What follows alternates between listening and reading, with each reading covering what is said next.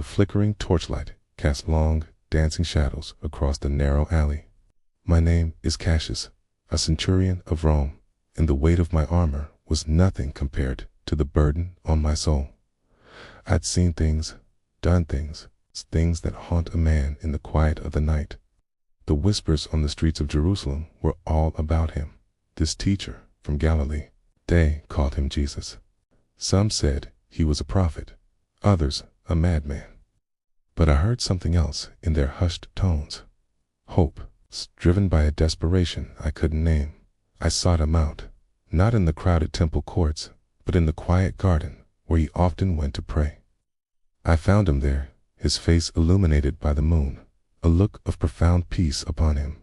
My hand instinctively went to the hilt of my gladius, a habit born of years of conflict. But as I stepped from the shadows, he didn't flinch.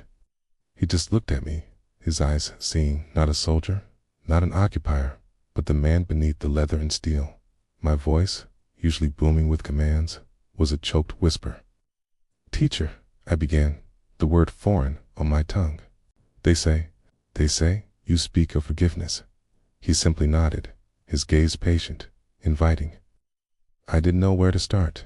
The villages burned, the lives lost, the orders I followed without question. The guilt was a physical ache, a poison in my veins. How can a man like me be forgiven? I finally managed to ask. My hands are stained. My heart is a stone. Jesus stepped closer. There was no judgment in his eyes, only a deep, unsettling compassion.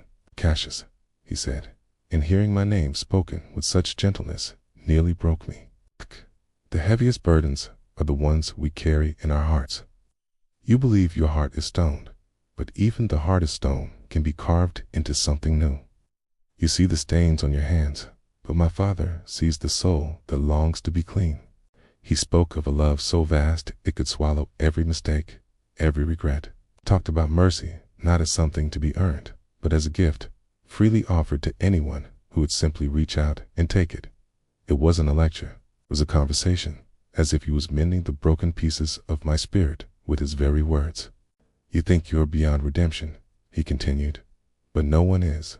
No sin is greater than God's love. The past cannot be undone, but your future can be rewritten. Peace is not found in forgetting your past, but in being forgiven for it." In that moment, under the olive trees, the hardened centurion wept.